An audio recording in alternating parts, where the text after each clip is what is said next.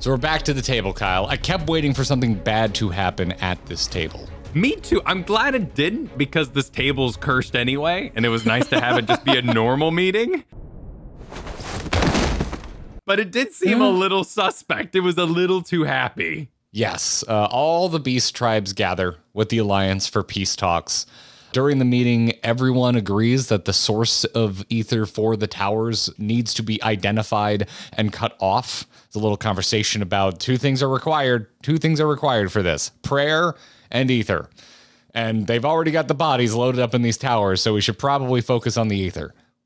But it doesn't go any further than that. We actually don't pick back up on this thread until the very end. Bit insensitive for the Cobalt leader to wear his Titan hat to the meeting.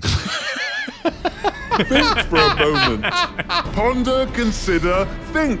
Yes, I'm not gonna lie to you, Kyle. I was thinking, should have designed him a new hat or had him not have his hat on for this scene. This is a person who woke up, saw dead bodies, said, "What is the meaning of this?" It'd be like if Mola Ram in Temple of Doom actually felt sad about ripping all those people's hearts out, but then like kept his big devil hat. The headdresses, the decorations that they've added here, it's a nice touch.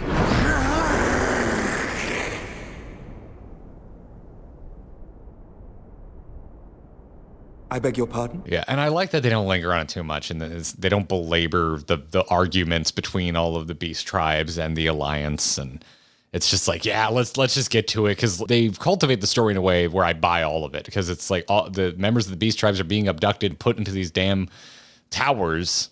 So it's expedited these peace talks. The grand companies are working for this. We've had a long road with Nanamo talking about facilitating the peoples around Ul'dah. We have the Porxies now. And plus, it's got to take into account the players who have done everything. Like, there's got to be players who have done every single maximized reputation beast grind.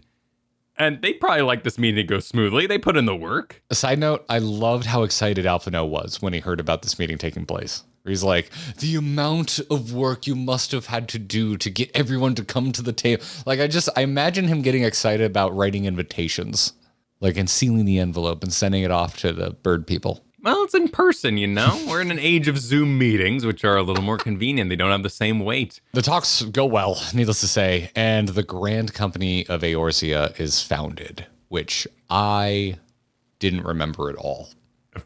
It was a long time ago. This is a callback to, I think it's in a Realm Reborn patch content, because it's level 50.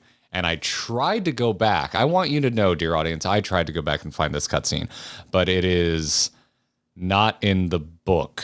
It's recruiting the realm. But if you go to the book and you punch that in, there's only one cutscene, and it's actually a really touching cutscene between Nanamo and Raubon. And we do see a little bit of the aftermath of what Alphino talks about when he pitches this idea to everybody. And Nanamo's out on the landing talking to Raubon about, like, can we trust them with an army of the world, essentially? But you can't find the actual scene where Alphino's bringing this up. So it's not considered a cutscene in the book, so I wasn't able to easily refind it and recapture it myself. But shout out to Solia, and thank you for the screenshot. But that's where it came up. Everyone decides... Might I suggest the Grand Company of Eorzea?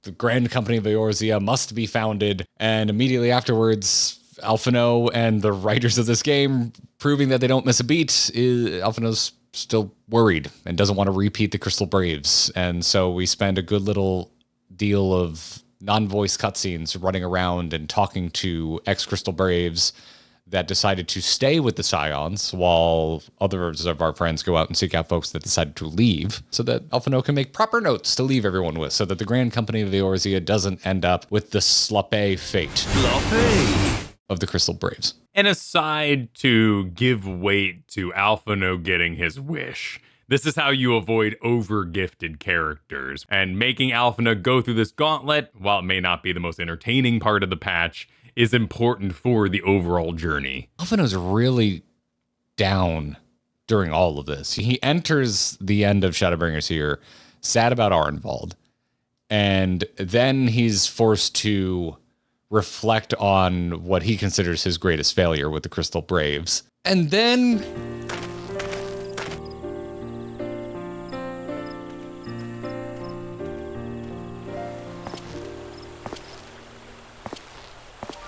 Elder Seedseer, I thank you for granting me this audience. Daddy Fortuno has to show up. With that buttery voice. If you thought it was just going to be 3 times repeated Alphino being sad, this is where Alphino tips over to mad. Well, yes, he should be proud.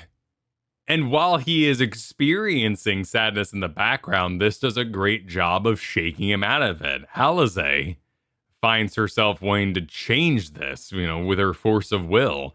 Alphino accepts it, and it's the right choice. Fortuno has a presence, obviously. He arrives, he's looking good, he's looking fly, Charlayan style, and he's working towards the delivery of, hell no, we're not going to help you. We're in our ivory tower. We care only about academics.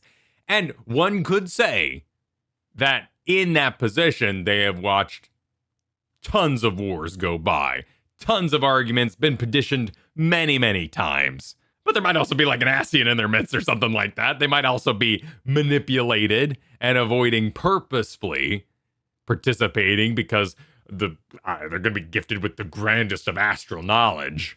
Check under that tie, Kyle. Is there a crystal? I think we're done with crystal necklaces. I think that was a La Habrea thing. I will address that if it happens again.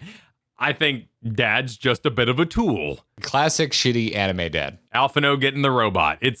He's there to make Alphino grow up as a vessel, but I also hope he's there to cry when everything explodes around him and he didn't listen. I'm getting a vibe of willful participation in whatever BS Charlayan is up to. Because immediately following the scene with Fortuno, everyone, LSA aside, my sus alarms are going off. What's going on with Charlayan? That was a performance. Like, Garaha talks about it being a performance more than once in this patch. Everyone is just like, what's going on with Charlayan? Like, so to me, I'm getting more of a vibe of willful participation than manipulation. I think Charlayan's trying to manipulate us, but I don't think Charlaya is being manipulated. That would be the plot-driven aspect. We might also just be going to the moon faster than anyone thinks, and we don't need anything but negligence on their part. What do you make of the line that it's interesting that Fortuno doesn't refute the end of days in its entirety, but maybe he and Charlayan, by extension, just disagrees on how the end of days will come? So we know that Kryl was talking to them. There's not a big, in like movies, they're like, I didn't say the end of days. Oh my God. Oh, we revealed, like, we got him, everybody. We cornered him. Like, he clearly was told about the end of days. That's not the big twist here. I do think if you are a academic institute bent on the betterment of all humanity, there's probably a good chance you might be into it. Like, getting rejoined and stuff could be cool because you're going to become, like, super smart. Are they trying to trigger rejoining anymore? I thought Fandaniel just wants to die and wants us all to die with him. I don't think Fandaniel's the type to lie and have the wherewithal to construct a fib about rejoining everybody. Like, he's nuts, and he just... Well, in high school, his nickname was Fib Daniel. Yes, so I don't actually see another Ascian at play here in the traditional sense. And I don't think Fandaniel's the type to construct that sort of complex lie to get others on board. He doesn't really need them. His plan with Xeno seems to be going pretty well. It was, in many respects, an abject failure. There's some sort of selfishness going on here, and I don't know what it is yet. Yeah. Also, the end of this meeting is abrupted. What? Oh my God, my words, Kyle. My words are interrupted abruptly. I'm so tired. The end of this meeting is interrupted with news that the Talafaroi make for the Cartano Flats. Fandaniel's there, bringing his primals with him. But before we go, we have to have a really somber scene with Arnvald. He passes the torch to Alphino. The need to be a hero. I was, first of all, just like weirdly impressed by the wheelchair model because it's something we've never seen in game before. And my brain goes, you didn't just reuse an asset. Yeah, they teased it out properly, too, with the camera. Like, they slowly built up the back of the chair. He's sitting. We don't really have a lot of conversations where we're standing, someone's sitting. They slowly reveal the handle. They start zooming out. You see just how devastating his battle with Lunar Ifrit was. But you also have Ferdola there to balance it out, to try to get Arnvald out of this funk he finds them in, which I find it very powerful, because Arenvald passes that torch and he feels like he's done everything that he needs to. He can now rest and embrace his new life. But instead, it's kind of like, you don't have to be done. Let's see what we can do. There's a lot of different ways this could go, but I'm in my head, I think there's a healing and a heroic Arenvald reappearance at some point. I would agree. Plus the fact that one of his legs is in the cast. And to me, like, they didn't have to put his leg in a cast. They didn't have to be there. That was a choice. And so to me, it's a chance for, like, what a cast is there to mend, right? So it's the chance for mending. And it was only a month between patches, which is pretty short. So he is on the mend, and this time passing is pretty recent. I also think that there is an important aspect here of making sure the towers are still a threat. Obviously, we have covered that the lunar primals can't temper, and the towers can. Only Echo people can go inside the towers, but now there's this additional threat of just how dangerous they can be. And so when we head into our next duty to fight a bunch of primals, it has an air of, oh my goodness, we could get really messed up. Like, healing might not be enough. It may not be, and it isn't for some people at the end of the next duty. This is my favorite duty so far. It isn't for me. I can take a guess why. It was a tour of jobs which I knew how to play, and that was fun. Some of the abilities were made up. They were simplified, but most of them had a tone of the original ability. I think a little bit of this is streamer pressure. If we were in the moment, you had checkpoints now. You have taken the time to read all those abilities, get a little bit comfortable before engaging. There's definitely a let's get it going kind of atmosphere. And those buttons are really intimidating. They are Astrologian. They are Red Mage. It is a Black Mage, but there's things you've never seen before in there that you're supposed to be executing on. And I found it pretty fun to manage healing the confluence while also stunning butterflies or keeping Thancred going. It was enjoyable. I think the main reason was the fact that there were multiple. We changed jobs multiple times. Because my favorite solo duty is Sapphire Weapon, and none of that's familiar, but we stick with it for the entire thing. They gave you the training room, and also there's movement abilities. Movement abilities are just fun, and I like mechs, so it was in a candy coated wrapper that I really enjoy. The candy coating for me is just primals. I think primals are awesome. I think the lunar look is great, and getting to do that gauntlet of primals felt good. And I'd do it again. Like, so many times I'm like, we dealt with that. How awesome. What is Endwalker going to be now that we've done that? I'm perfectly okay if we do this again. Do it the way I wish this was done, which is a dungeon. And just make all three bosses primals. Three primals in a row in a dungeon. How cool would it be? Because primals are always trials. Give me the primal dungeon. Come on, give me the primal dungeon. Let's do it. Give it to me. One of my favorite things in Dark Souls is when you have a boss, and then 3/4 through the game, that boss is now just a normal unit, and you fight 4 of them at the same time. Like, let's just do all the primals in one big dungeon. So we fight Odin, Ravana, and Ifrit. Happy to see you again, Ravana. Yeah, Ravana's cool. They were playing the song and all that. That was nice. It's good stuff.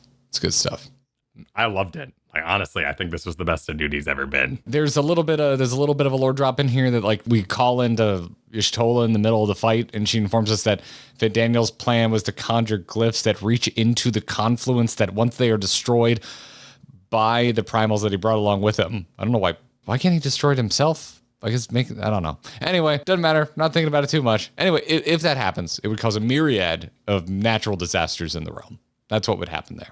That's why he was doing what he was doing, why he was doing what he was doing, where he was doing it. We're bringing in the ley lines. We're bringing in the primals that have been built by sapping energy from the land. Can that be inserted back to cause a bunch of catastrophes? I don't know right now if Fandaniel's going to be making pylons everywhere he goes to blow things up. Or are we just going to chase him across the planet? I think this was just a really cool mechanical idea for a current duty. I'm not reading into this glyph thing too much. Maybe, but we have a cutscene after where Y'shtola, kneels down and touches the ground and is like, yeah, the ether is weaker here than it should be, and likens it to the Azim Steppe and the ley lines that ran through it. And she thinks that's why Fandaniel chose to attack where he attacked. There we have it. The other part of the puzzle, how are the towers being powered? Directly from the ether of the land in which they sit. That's the important part. That's what you needed to pay attention to, is that we have a ticking clock of the planet is going to die if we don't turn off these towers. Just like Alexander was going to destroy the world because he siphoned so much. As the moon shines overhead, Kyle, we look on toward the end.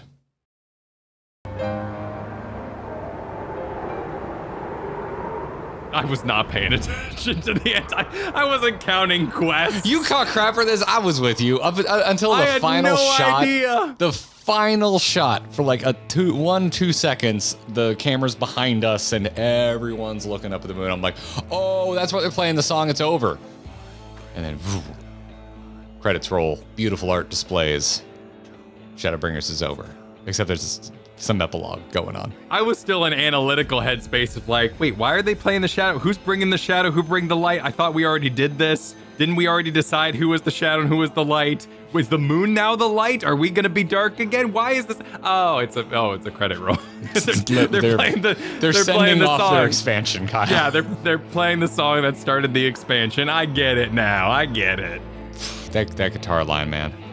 It's We've good. seen the It's a Endwalker good trailer song. now, but I still like the Shadowbringers music better. That I little agree. the it's like I've been assimilated. But wait, there's more. But meanwhile, at the Garlean capital, Xenos is just out there murdering randos with his new scythe, and then Fandaniel just starts popping off. He starts going off about how the law of Sicartno means that they need to get the, quote, requisite amount elsewhere. Doesn't say what it is, probably ether. Doesn't say what it is, though. Need to get the requisite amount elsewhere. And then goes on to say, The obvious solution would be to draw on resources a little closer to home, though that would require our dreamer to dream a trifle more deeply. So be it. The dreamer will not complain. they're being obnoxiously coy here. Oh, yeah, with the noun. This is just teasing. Like, there's nothing we can really read into in the dreamer. Oh, it's Xenos. That was my thought, too. He dreamt of Amarat. Yep. All the Xenos stuff began with him talking about, I had a dream. You're on the surface here. I was ready to go deep. Go for it. The Xenos we're seeing out and about with a scythe might be a primal of Xenos who is actually dreaming in the other room. It's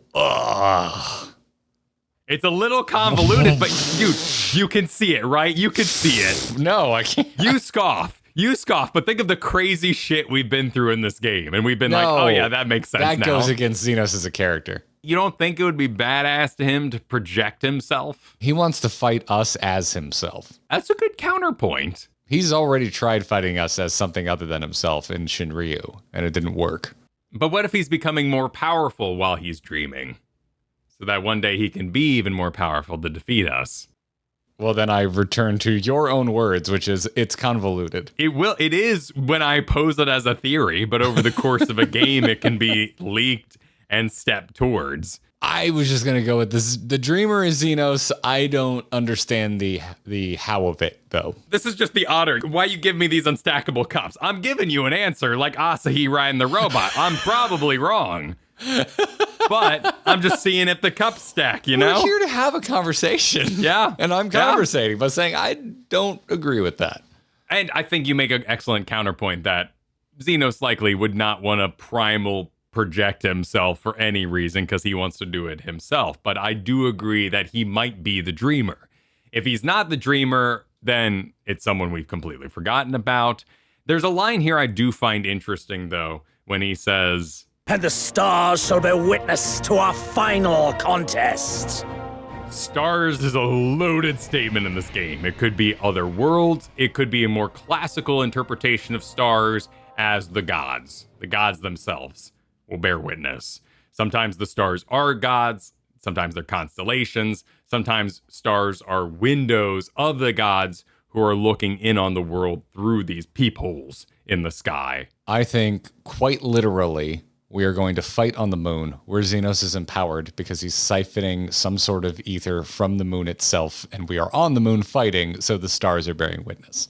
Well, he's also got this other line about, While I await you, I shall drink a sea of souls and gorge myself upon the darkened moon. Gorge myself upon the moon, huh? Where did I hear someone talk about eating a moon? Yeah, interesting. Does Xenos eat the moon? Because he stabs it real good. Like, sure. The twist ending of Endwalker is that 1, the moon is a 3D projection, and 2, Xenos eats it. Yep, there's a chance it might just be evocative moon business, but it seems like the moon is transforming. The moon is being changed in some way. The coloration is suggesting as such. It's getting darker, and Xenos says darkened moon. Like it's turning orange, which is evocative of like a blood moon or something of that nature, which is that's a very specific type of eclipse. And then of course Van Daniel stands around and like smiles at his tower he's building in the background. It's very spiky. Yes, which I'm assuming is the thing that Thancred's been going on about.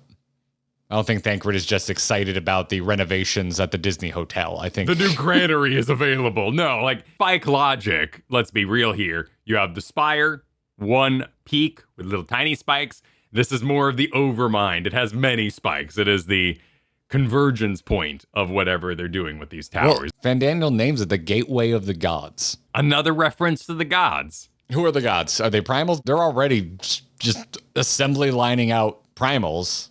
So I'm assuming they want to bring them up again. Go back to the things we know. We know that they want to bring on the final days. And what was in the final days? The first beasts. Again, I don't know the how of it, but I think all of this is just leaning towards the final days happening again.